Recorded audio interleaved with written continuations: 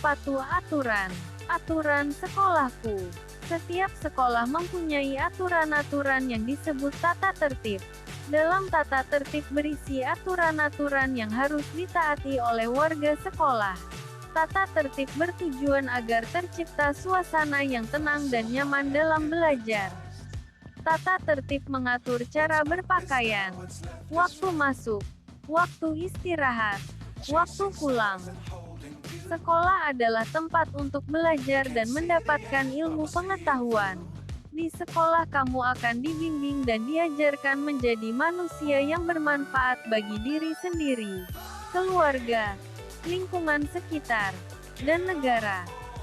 Kamu akan menemukan minat dan bakat alamiah yang ada dalam dirimu dengan bantuan guru. Sekolah adalah tempat yang paling menyenangkan. Di sekolah kamu akan menemukan banyak hal. Kamu akan belajar bersama teman, bermain, dan saling bekerja sama. Di sekolah ada aturan yang harus kamu patuhi, seperti memakai seragam, hadir tepat waktu. Aturan yang seharusnya dipatuhi, agar kondisi lingkungan sekolah kondusif, aman dan tertib untuk pembelajaran bisa juga dilanggar. Pelanggaran aturan sekolah akan menciptakan kendala dan masalah dalam lingkungan sekolah. Aturan terdiri dari dua jenis. Ada aturan tertulis dan tidak tertulis. Contoh aturan tertulis di sekolah adalah tata tertib sekolah dan aturan kelas. Aturan tersebut dapat dilihat dan dibaca oleh seluruh peserta didik. Dengan demikian, seluruh peserta didik akan mengetahui aturan-aturan yang harus dilaksanakannya. Aturan tidak tertulis merupakan aturan yang berasal dari kesadaran dan diyakini secara turun-temurun. Contoh peraturan tak tertulis di sekolah. Berdoa setiap memulai dan mengakhiri kegiatan belajar. Berbuat sopan dan hormat terhadap bapak dan ibu guru. Menyapa bila bertemu kepada bapak dan ibu guru. Tidak membedakan dalam berteman. Membuang air besar dan kecil di WC. Tidak boleh mencoret-coret dinding sekolah. Membantu teman bila terjadi musibah. Kesepakatan sekolahku. Aturan kelas harus dibuat berdasarkan kesepakatan bersama. Aturan itu wajib dipatuhi oleh semua peserta didik. Aturan yang dibuat mempunyai sanksi atau hukuman yang akan diberikan kepada pelanggarnya. Orang yang melanggar aturan dianggap tidak bertanggung jawab terhadap kesepakatan yang telah dibuat bersama. Agar suasana kelas nyaman dan damai, maka seluruh warga kelas harus mematuhi aturan yang telah disepakati bersama. Menjalankan aturan tidak akan terasa berat jika dikerjakan dengan tulus dan ikhlas. Banyak manfaat dari aturan kelas, seperti kelas menjadi nyaman, aman, tertib, bersih dan rapi. Peserta didik menjadi anak yang bertanggung jawab, mandiri, dan saling menyayangi. Hak dan kewajibanku di rumah. Hak adalah sesuatu yang harus kita terima, sedangkan kewajiban adalah sesuatu yang harus kita lakukan. Hak dan kewajiban harus dilakukan dengan seimbang. Kita boleh meminta hak jika kewajiban sudah kita lakukan dengan baik. Banyak contoh hak dan kewajiban anak di rumah. Contoh hak dan kewajiban di rumah. Hak, berhak mendapatkan kasih sayang, berhak mendapatkan perlindungan, kesehatan dan pendidikan, berhak untuk bermain. Kewajiban, kewajiban belajar, kewajiban membantu orang tua, kewajiban menjalankan perintah agama. Tata tertib disebut juga peraturan. Peraturan dibuat agar ditaati.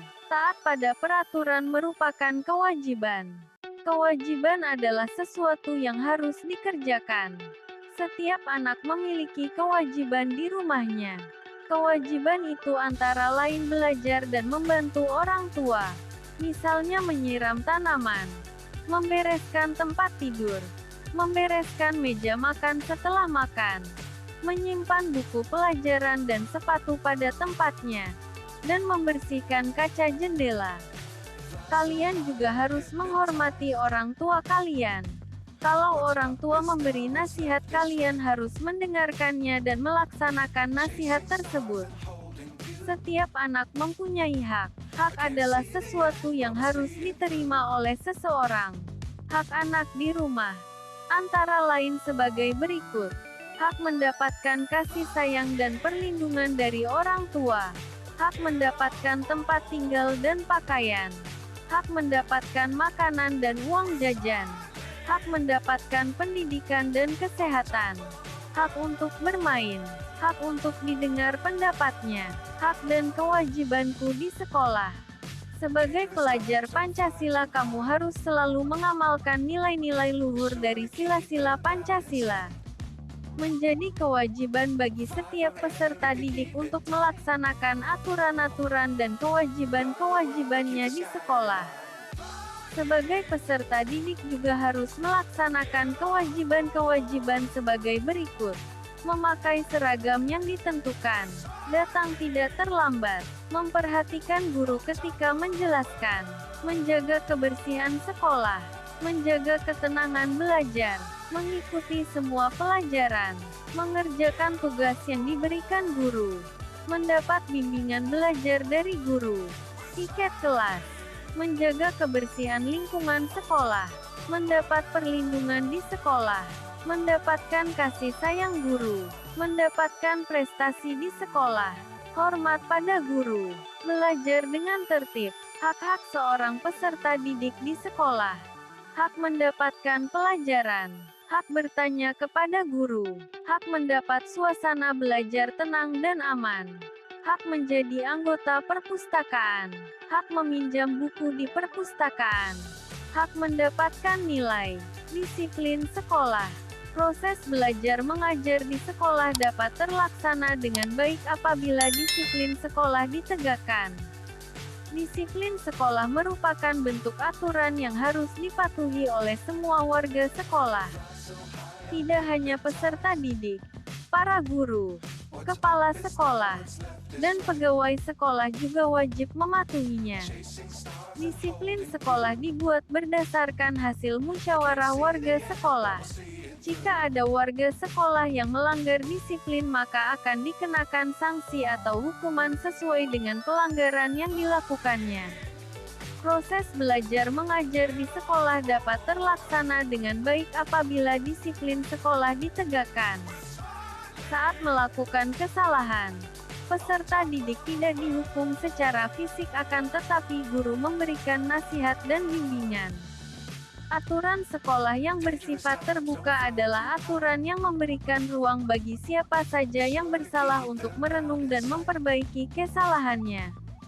Disiplin sekolah merupakan bentuk aturan yang harus dipatuhi oleh semua warga sekolah.